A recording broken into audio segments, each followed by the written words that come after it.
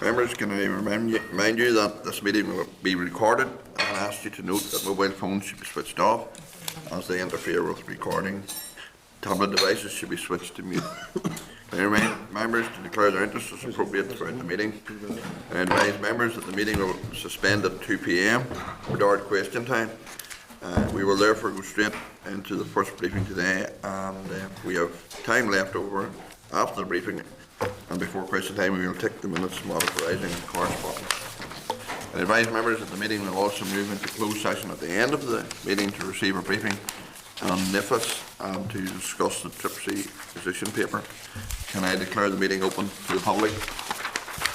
Agenda item 1, oral briefing, Dard TB update, annual plan TBR, committee inquiry recommendations. Can I refer members to the clerk's memo on bovine TB at pages 4 to 15? A graph from Dard showing a 12-month moving average on TB herd and annual incidence between January 2002 and November 2014 at page 16. The disease summary between 2013 and 14 at page 17, and an update on the ARD committee recommendations at pages 18 to 34.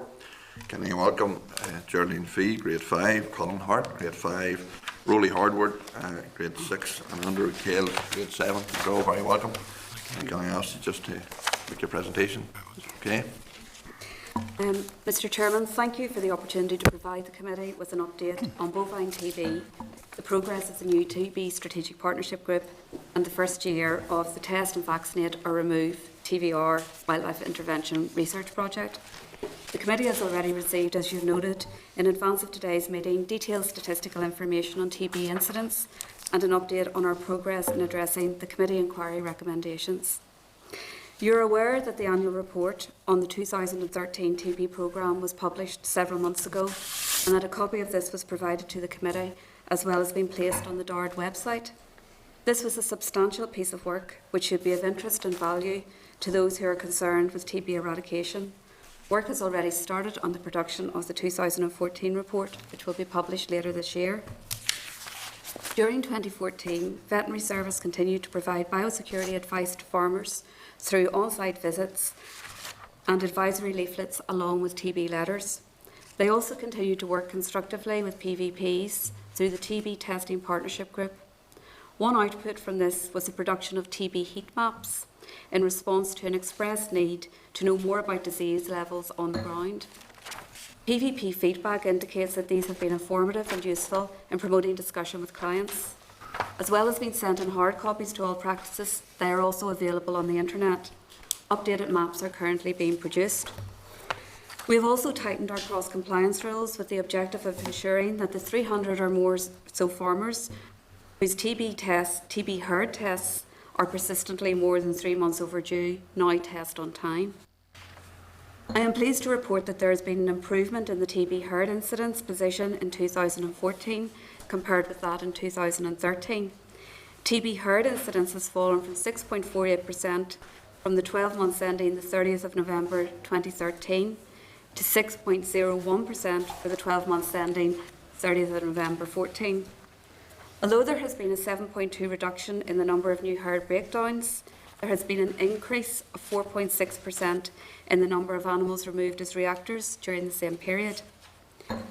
Therefore, while we welcome the reduction in TB herd incidence, we are concerned about the recent increase in reactor numbers. There is therefore no room for complacency, and we need to further progressively reduce the levels of TB in our herds, with eradication being the ultimate aim.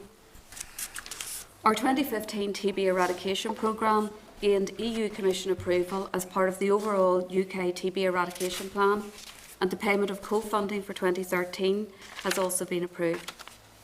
In May 2015, the Food and Veterinary Office will be conducting a detailed audit of our TB eradication programme.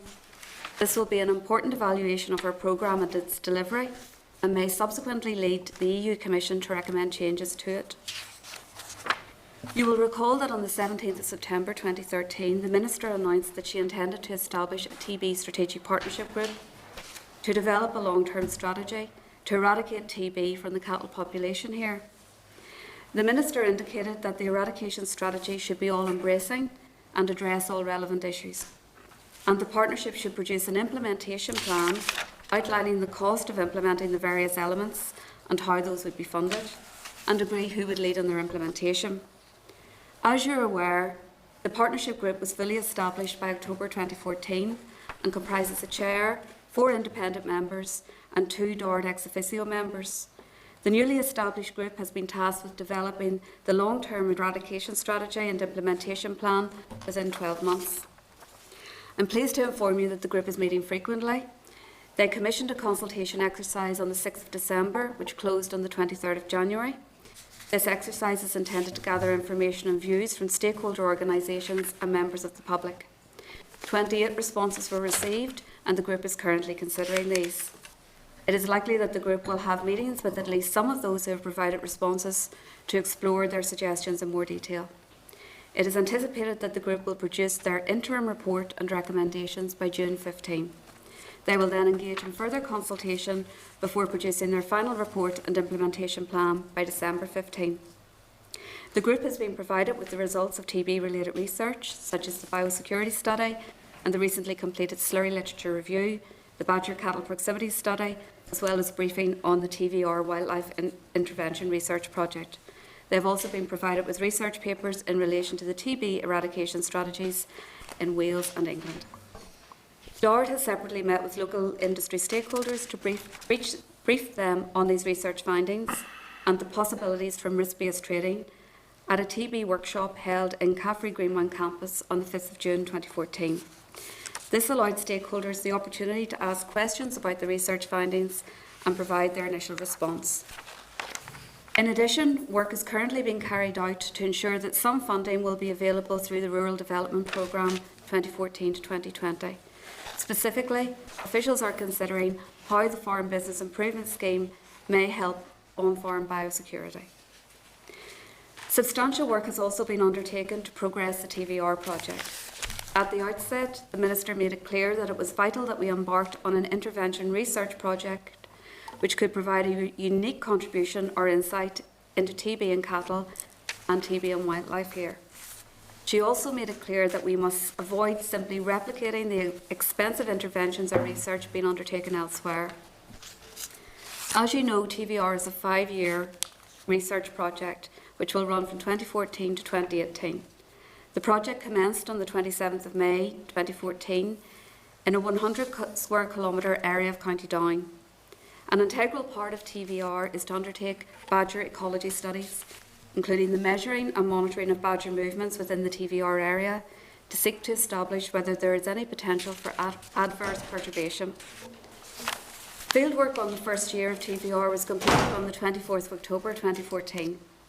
Some 94% of farmers and landowners gave access permissions to allow DART staff to implement the TVR research project on their land. 280 badgers were captured, although there were a further 350 recapture events. Badgers were anaesthetised, sampled, microchipped, vaccinated and then released. In addition, GPS collars were placed on 39 badgers to establish the baseline of data on badger movements. This data can be compared with future movement data obtained from the removal of infected badgers. Year 2 fieldwork is expected to commence in May-June 2015, during which all test-positive badgers will be removed and test-negative badgers will be vaccinated. We anticipate that a considerable volume of data will be accumulated during the 5-year period. We cannot commit at this stage to issue interim results, as this could lead to premature and potentially inaccurate speculation about TVR and its effects. A final report will be completed in 2019 after the TVR data has been analysed, interpreted and understood.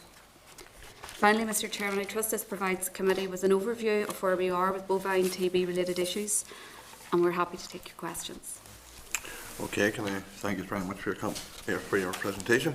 In relation to the committee clerk, I'm told, had been speaking to you on the draft on a number of figures we had been given. Indeed, for example, last April we were told there was 8,271 reactors and the compensation was 12.59 million. However, we received other figures this week that there were 7,502 reactors and the compensation was actually 10.57 million. And in another incident, there was a press release that said there was 8,392 animals and the compensation was 11.5 million. So there's three different figures been bandied about. Certainly, as a committee, from a committee perspective, it seems strange why there's so many different figures. What is the issue here? Yeah, I can go on or try and explain it. Last year when we attended the committee, we provided the figures for the whole of 2013 because the committee meeting was a bit later and those figures were available. So that's where you get the 8271 reactors from, and the compensation referred to there is for compensation in its entirety. So that includes reactors, animals taken as negative contacts and as gamma interferon animals. Okay. The next figure relates to the DARD press release in September. The number of reactors is incorrect. There's no other way of putting it. I've spent ages looking to see how that has happened. I can't find an answer to that. Whether it's a transcription error or something, it's wrong. The compensation figure relates to the removal of reactors only. It was making a specific point about the number of reactors and the cost of compensation for reactors, and that figure is correct. The figures that I gave you for today, because our official statistics only go up to the end of November, at the moment we haven't got the complete year. To allow you to make an accurate comparison between 2013 and 2014, I gave you the figures to the end of November for 2013 as a reference. So that's what that's supposed to make it easier for you to make a comparison as we're sitting here. So there's no point in giving you the full year for 2013 and only 11 months of 2014 because you don't know how the two compare, and that's standard. When you look at statistics on the internet for other countries, that's what they'll do. They'll look at the same 12-month period. So that's what that is. The compensation is for reactors only. So, and again, that's been checked and is correct. So that's why it is. The compensation of 10.57 million is correct. Is that the one that's correct? Yes, it's correct, but it's only for reactors. I make that point because, again, I thought if you're trying to look at the number of reactors and the cost, that it gives you a better feel for the cost per animal. But it obviously has caused problems. So I think what we need to do is to find a way of consistently. I say that's provided, and I assumed it's just looked at in isolation, and that's. You can understand. You can understand why it's very difficult for us to know when figures are put out like this. I can understand that, but as I say, the only one that is actually wrong is that one that was in the press release. The others are correct. They've just been presented in a slightly different way. As I say, I thought. What you're saying, associated animals that are taken are not counted into that. Is that what you're saying? They're not counted into the compensation figures. They're not counted into reactor numbers because the purpose of that table was to show you what's happening with the actual disease. So it's only looking at animals that are taken as reactors, which is what we build our incidence figures on, or herds that go down as reactor herds. So that's why it's presented in that way. But the difficulty with many of those reactors, when they are killed, they don't show any sign of TB. Isn't that right too? There's yes, a fair proportion of them don't. It doesn't mean they don't have it. Yeah. But yeah, that's the case. Yeah. Okay. Mr. Chairman, if it would be helpful to the committee, we can undertake going forward to agree the parameters of the figures for the next update to ensure that we've set out the figures we're providing meet your expectations and there's a clear explanation for them. It leads to confusion if there's not some consistency in regard to that. Joe Byrne? Yeah, Chairman, I suppose our committee held an inquiry and we came up with 18 recommendations. But I have to say, reading a summary assessment about where that's going at the moment, I'm very concerned that an awful lot of things haven't got started. Recommendations 4, 6 and 7. We've been told that there's been a problem with staff shortages in relation to AFBI. So I'm wondering, how serious has this issue been taken? With both the TVR and the Badger proximity, or Badger cattle proximity study, and the research that's been done by AFBI.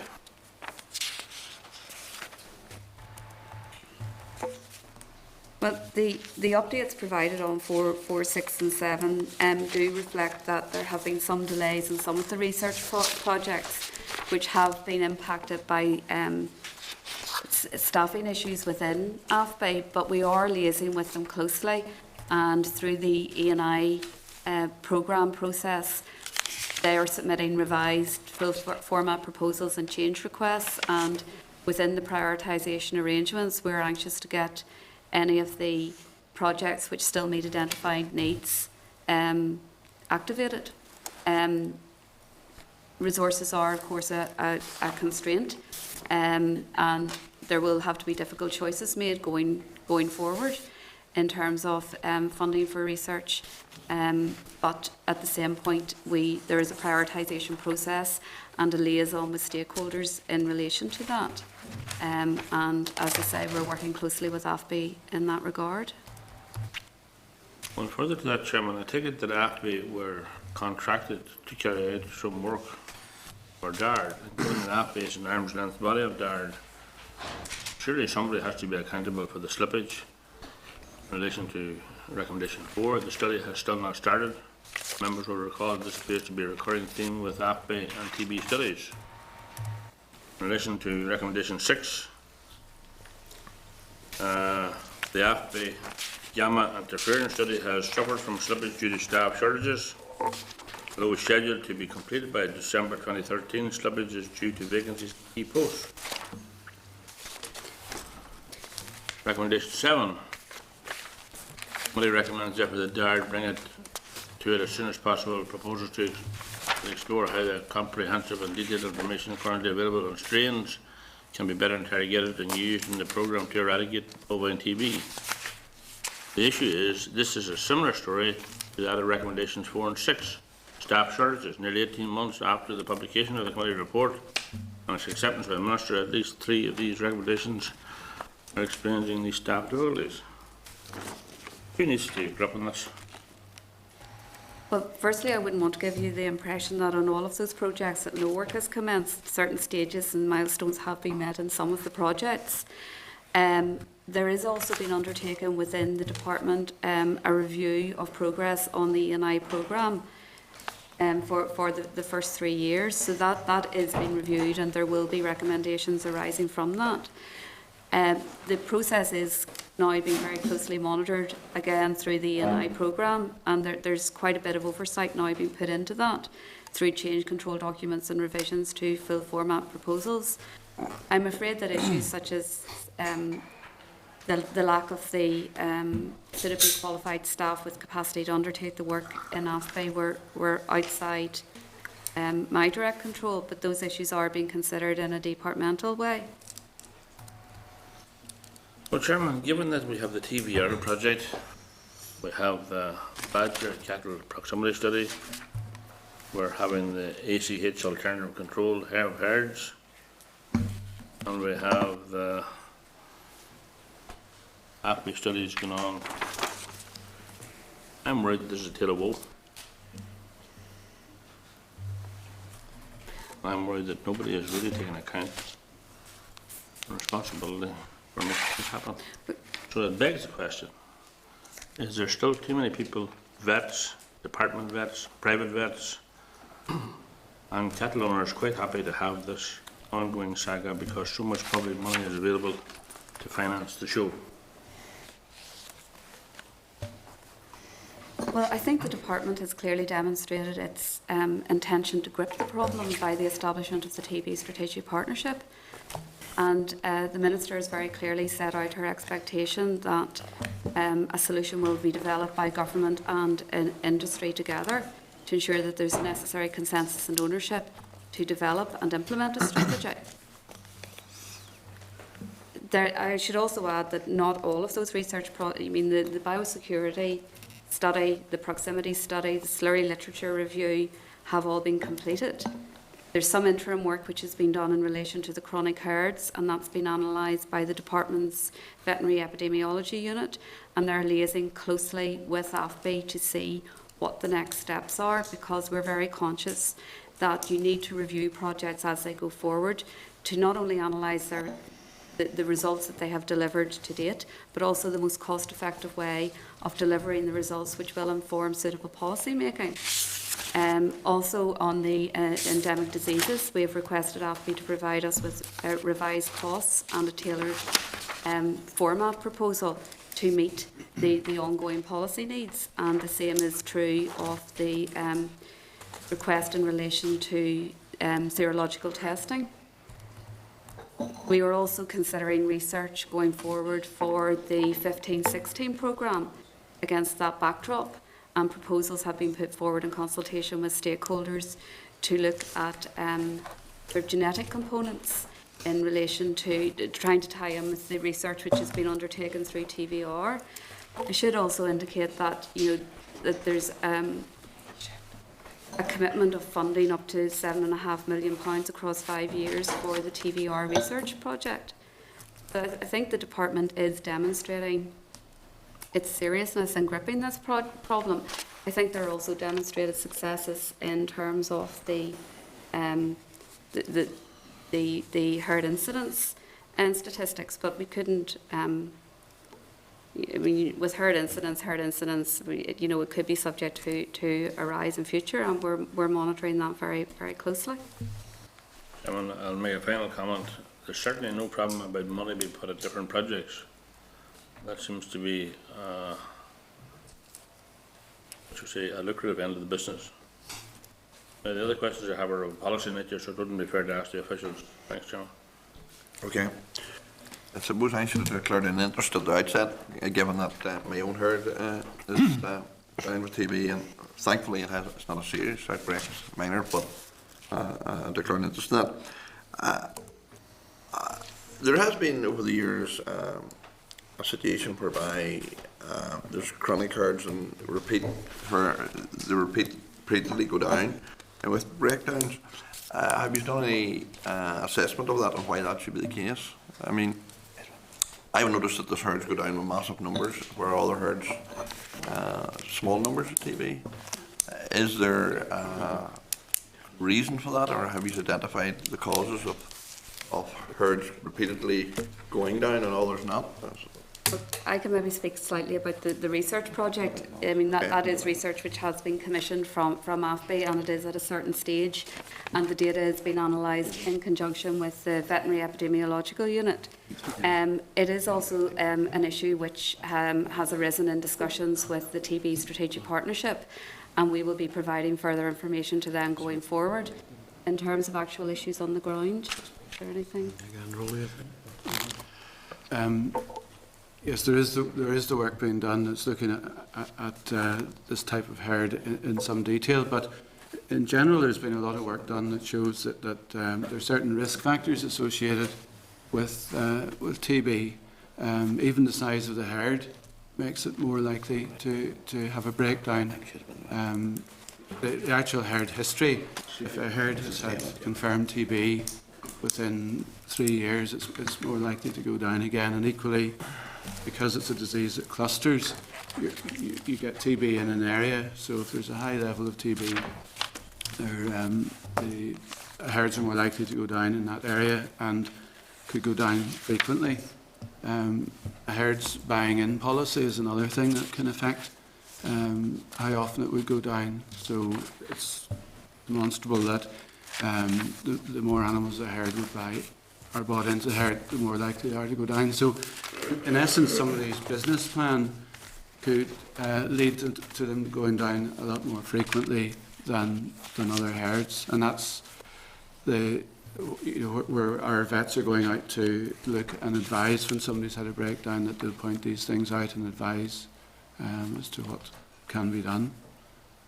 So that's, I mean, I haven't covered everything, but that's some of It the... just seems strange that this, in some herds, there can be large numbers go down, and other herds, very small numbers. Absolutely. It seems strange that Yeah, and it is... it doesn't work the same in each herd. It's totally different. No, I mean, the pattern of spread of the disease, it's not fully understood. So why there's that very large spread in certain situations, but it's very difficult to actually ascertain how that has come about.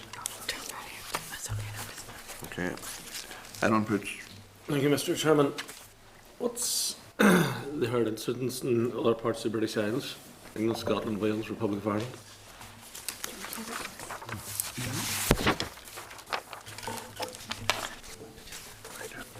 Okay.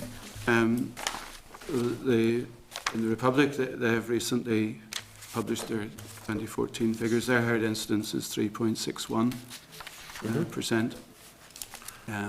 The previous year it was 3.85. Yep. In GB, it was 4.1 to the end of October, compared to 4.5 the previous year. Okay. Having the breakdown for other That's fair enough. separate parts. Because they're all comparable, aren't they, really? They're all sorry, they're all in the same sort of ballpark, but they're not calculated in the same way. So they're not actually directly comparable, but they're all roughly showing the same sort of thing. When we're looking at the incidence in other jurisdictions, we tend to look at the trends. So the Republic are showing a similar trend to us in that their herd incidence has gone down a bit, but the number of animals that they've had to remove has gone up. In GB, in Wales and in the west of England, the incidence has gone down quite significantly over the last year, whereas in the north and east it has actually gone up a bit. So you have to look at it in that way. We're maybe 80% above what the Republic is and 50% above what the rest of GB is. So are they doing something differently from us? All the programmes have slight differences. Some things are being done elsewhere that are stronger than what we do, and some things that we do are stronger what they do. I would emphasise, in particular with the Great Britain statistics, they only count confirmed breakdowns, whereas we count confirmed and unconfirmed, which makes our instance appear higher compared to theirs. And many unconfirmed become confirmed? Sorry? And many unconfirmed become confirmed then? I assume if an unconfirmed breakdown, that's while pending further inquiries and testing and so forth, but a lot of them will become confirmed breakdowns then? No, what I mean by that is that the disease is never actually confirmed. It's like the chair referred to at the start. That So reacts in the farm, but it's tested in the factory for lesions, it doesn't have them? yes, or else it's not confirmed in the laboratory. Yeah. As a result, yeah. In terms of the badgers then, have we any take on the badgers that have been captured thus far as to incidents of TB in them? I'm not aware of that figure, but also I don't know that that's a figure that we would be willing to put into the public domain at this stage. For the reasons I outlined, this is a research project. It'll be 5 years before the data can be fully analysed and evaluated, and we wouldn't want then conclusions to be jumped to as a result of such a figure. Kind of difficult for the committee to be of any assistance to you in assessing the problem if you're not prepared to share that information with it. I think maybe I could qualify that. The testing of badgers, as the committee noted, is dependent on our use of the DPP test, which is a a test which has never really been established in a pen side situation, in a, if you like, a set side situation. And this was we find ourselves on the eve of launching TVR, expecting to use another test, the Rock StatPack test, which was taken off the market just at the point where the TVR project was due to go live. So the only test available to us was the DPP test, which is made by the same company, Chembio.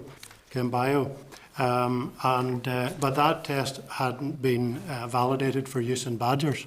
So as part of the TVR project, we have set out to compare whole blood samples results with serum samples, and we've set out to compare laboratory analysis of those two types of samples with field analysis of those two types of samples.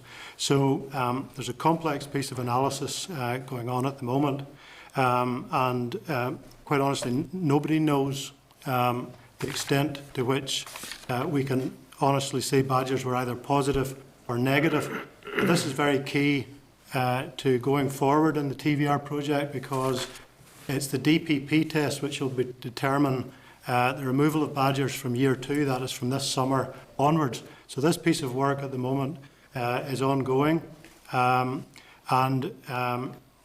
it won't all happen this year, but over the period of this year and next year and the year after, we'll also be comparing those results with gamma interferon results on the same badgers, with swab results from the same badgers taken from the nose, and also in the case of post-mortem badgers with the full post-mortem data. So over this period of time, and it's one of the objectives of TVR is to develop confidence in the use of a pen side test or a set side test for use in field conditions, which could be immensely valuable to Northern Ireland and to the other parts of these islands that are suffering this serious cattle TB problem. So when you ask that question, we don't actually know at the minute the extent to which badgers are positive this year. But over the course of this next while, we will be participating on our own and in collaboration with the Animal and Plant Health Agency in Great Britain, the APHA, to evaluate and then to validate the DPP test, at which point we will have complete confidence in its use. DPP is already validated for use in other species, but not in badgers. So we've confidence that we'll get there, but we're not quite there yet. And these tests are still being compared statistically and otherwise between AFPI and our own field staff. So that's where we're at. And then if I could just maybe re-emphasise Geraldine's point, that even we did have this data on individual badgers, what we're actually saying here is it would jeopardise the research to give that information out, because if we change the behaviours of the farmers in the area as a result of something else other than what affects all the rest of the country, so we can work on biosecurity, we can do all these things across the whole country, but if we focus on that particular area, we could change the dynamics of the project and come up with a result which is actually quite misleading. So that's the nature of research, is you can't sort of play around with it. So I hope that explanation is suitable to the committee. Well, I think what you're up against is that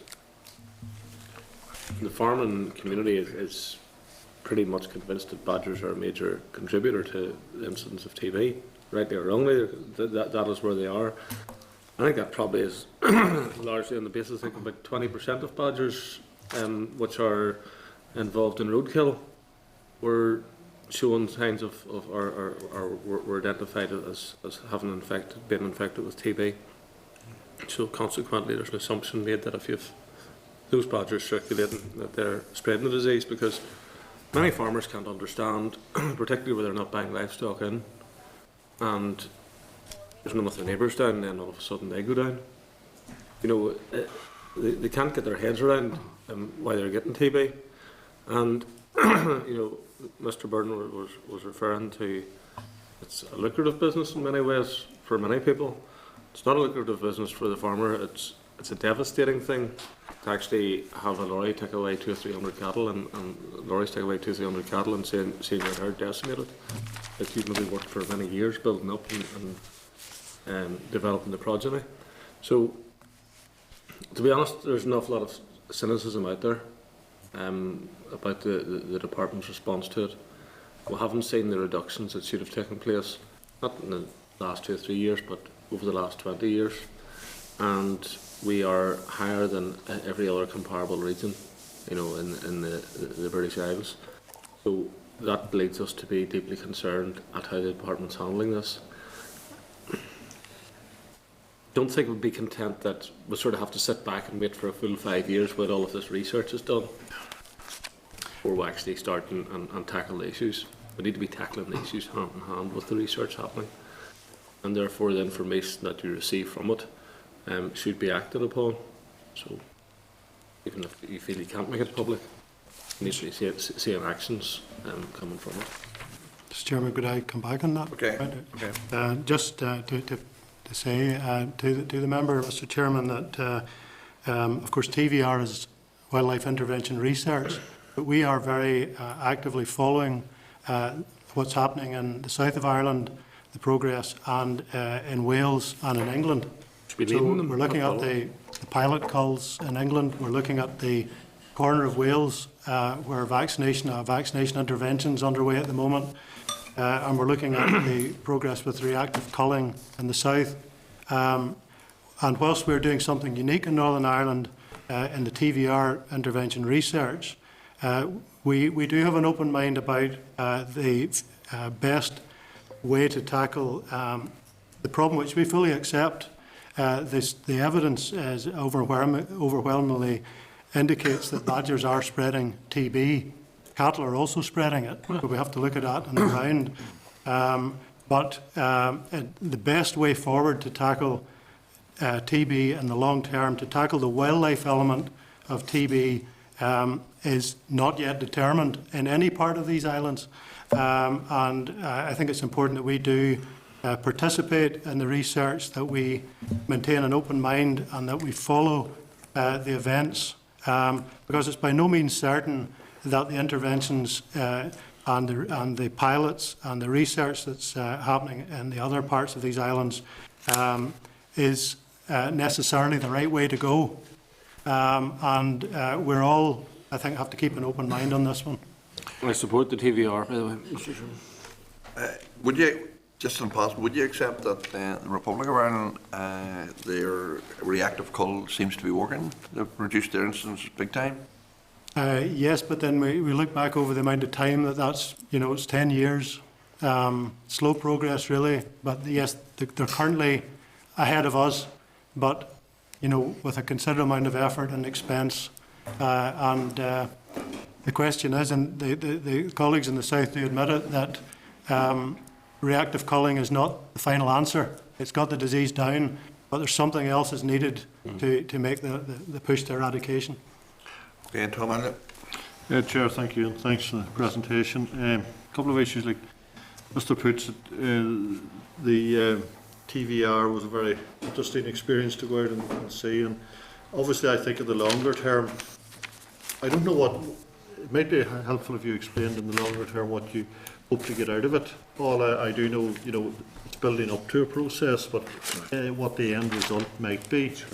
I suppose my issue is that there is nothing in the short term to try to help reduce TB,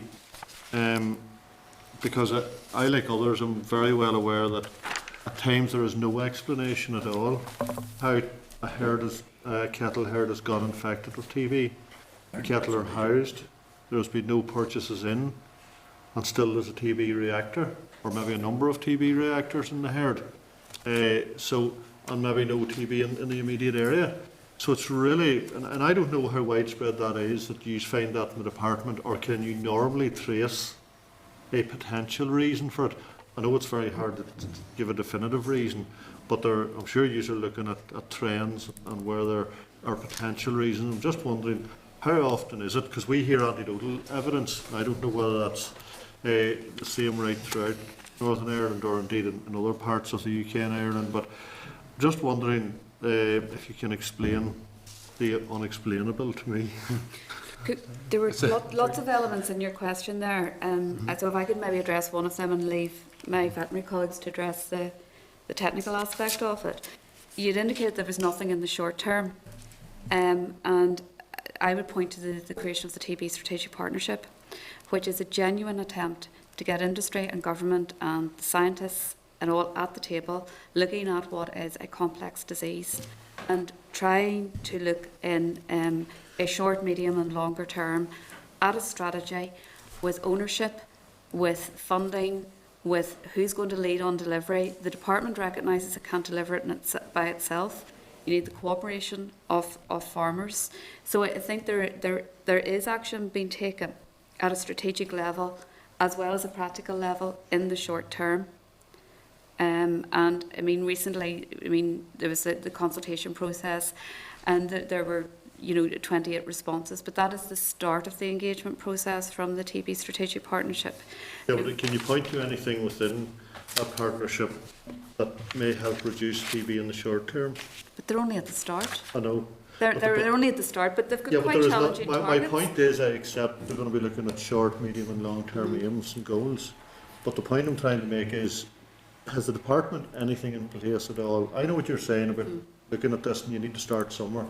But is there anything currently that may help reduce TB over the next year or two? In terms of practical measure? Yeah. Well, to bring it back to the partnership, there is going to be the interim report in June and then a final report by December. And I can't prejudge what recommendations that they might make along the way. There is also work ongoing with collaborative research in relation to establishing genetic indicators. And I believe Dairyco are bringing forward a genetic indicator test, I can't remember the exact technical term, in April for sour bulls. It should be available about April. And because of the complexity, it's all of these elements fit in to help create what will be a composite solution. But do you want to? Maybe if I start, and Rolly maybe say a word as well, but you asked about the reasons for breakdowns, and our investigations show that a great many breakdowns, about the majority in fact, the strain type is peculiar to that area. The strain type of TB is peculiar to the area, and it's common to both the badgers in the area and the cattle in the area. So what we can say with some degree of certainty is that local spread is responsible for the vast majority of breakdowns. And when we say local spread, it's very hard to say that it's definitely badger or it's definitely cattle to cattle, but it's the same strain and it's local. So, so that said, you ask, are there any quick fixes? Now, there may not be, but what we have to do is try and break that local cycle of disease spread.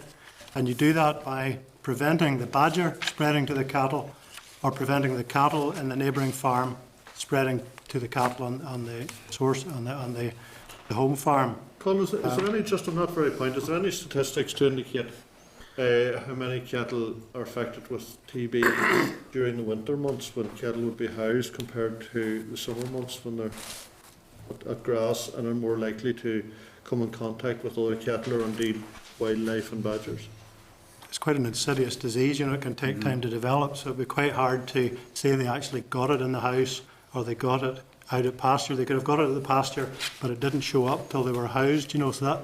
Rolly, would you like to comment on that? That's because the way we do our testing, there's more testing done when they're housed. You're detecting more animals during that period, during the housing period, but as Colin says, you don't know actually when the actual disease was passed to them.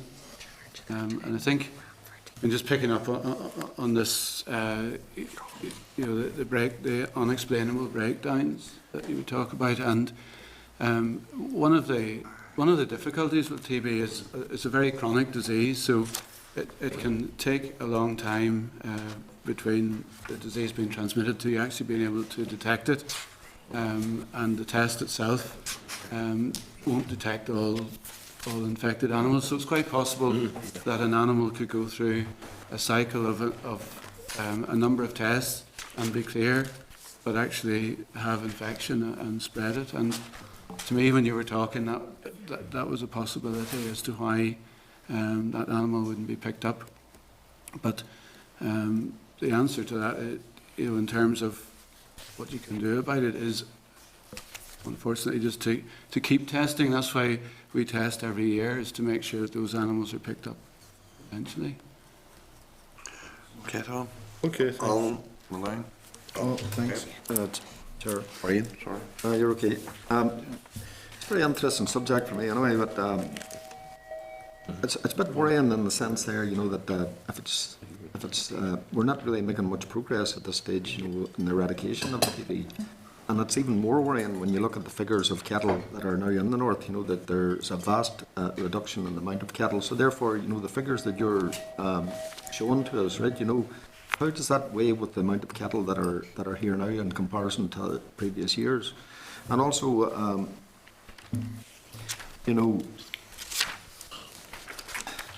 I would like to ask, there was a delegation went to Scotland, I think, some time ago from the department, and they come back with information, that the Scottish people said there that there's some breeds of cattle that are more resistant, to TB than others, right, and, I'd like to ask then, is it more prevalent in suck herds or here or in milk dairy farms or whatever, and if it was the case that it runs in certain breeds of cattle, surely we'd need to be looking at the breed of cattle that we're dealing with here. Can I deal with the last bit And, there? and can I just say also there, that if we're not sure, nobody to date can turn around and say it's badgers, right? I know there that it would be my belief, that badgers probably are, right? But if it's not, if it's proved there, that it's not, what is the department's position then? Is there a fallback position here, or is it all the eggs or the hopes when put into the dispatch? That's it, Chair. Thanks. If I, Mr. Chair, if I could maybe deal with the aspect of the question about the research. Yes, I mean, the research you referred to being taken forward in Scotland, the committee had a very useful visit last year, is being, it's a collaborative effort between AFBI and Queen's and the Roslin Institute, and that has actually led to what I referred to earlier in my answer to Mr. Elliott about the development of the genetic index. That funding, that project has received further funding going forward. We are very aware of it. We will be looking at the results of that research. And the TB Strategic Partnership has already received a presentation from AFBI on their range of research, including that project. Yes, I think your last question was about our position with badgers. Are badgers responsible, and if not, what's our fallback position? I think first of all, I'd have to say that the evidence, the coincidence, if you like, that the same strains of TB exist in badgers in the same area as the cattle. The difference you get when you remove the badgers, the cattle incidence can come down. There's lots of evidence to suggest that badgers are at least playing a part in the whole picture, but they're by no means not the whole problem. So what is our fallback position? I think really what you're referring to there is our underlying TB programme, which involves testing and removal of reactor animals. It involves control of animal movements from diseased herds, and it's basically what we call the cattle programme, the cattle element of the TB programme. And you could go on making tighter and tighter controls, but there's a cost to everything you do. So what we end up doing is balancing the costs with the overall effect. We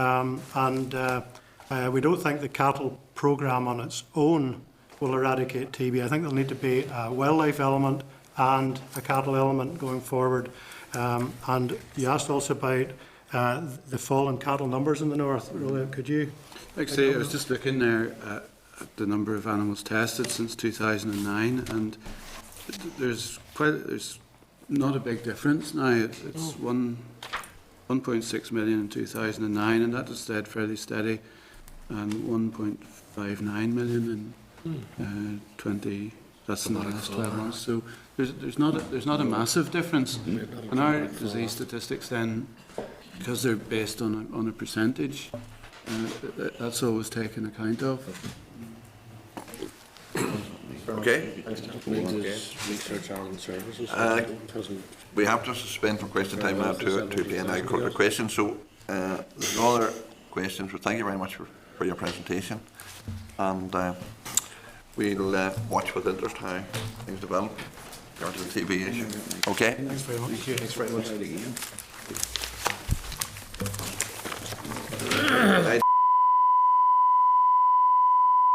This is the Northern Ireland Assembly Committee Room 30.